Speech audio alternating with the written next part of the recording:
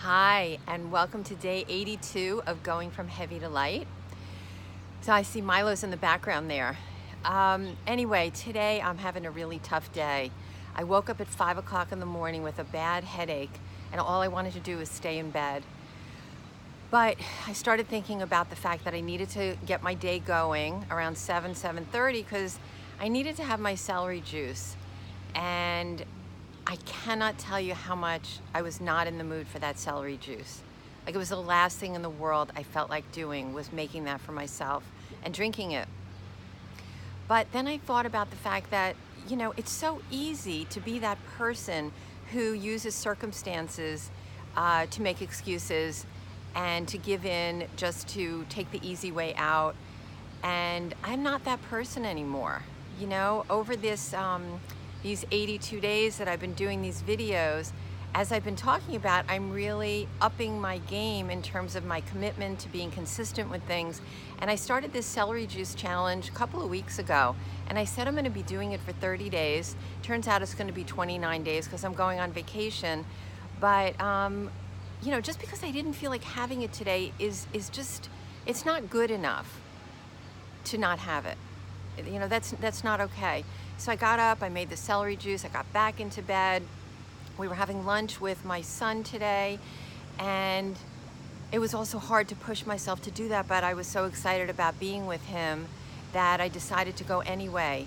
And so the restaurant we went to had they called it a corn chowder that I chose to have to start with, but it wasn't a chowder like you think of that has cream or something, really heavy in it.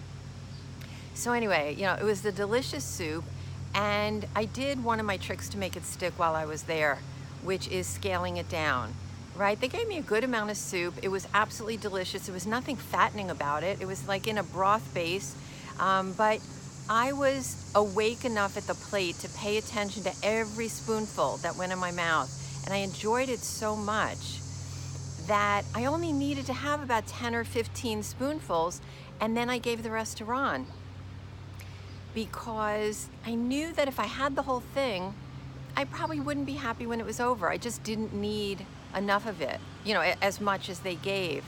So that was the first thing that I did, because I wanted to make sure I enjoyed it enough to be satisfied, and having 10 or 15 spoonfuls really did that for me. And then I ordered a kale salad that had, some corn and red peppers and things like that in it. And I just asked them to put the dressing on the side. It was a balsamic vinaigrette. Now, normally when they serve a salad with the dressing on it, they probably put, 5, 8 tablespoons of dressing in it. It's always, really delicious. But I asked for the dressing on the side, and what I did is I took my fork and I kept sticking my fork in the dressing and flicking it around the salad. I probably ended up using about a teaspoon or less of the dressing, but I was able to spread it around by flicking it. And so that obviously gave me so many fewer calories than I would have if I said to them, to just put the dressing on it. So these are simple things. I saved myself several hundred calories today at lunch, but I still ate everything that I wanted, and I got to be happy when it was over, and I got to enjoy it while I was eating it. So, when I say that this takes work every day for me to be calm around food and not to be a slave to food, that's the kind of work I'm talking about. That's not hard.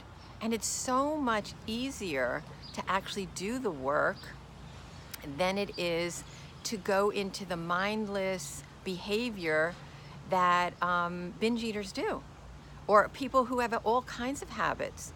It's just so easy to stay in your comfort zone of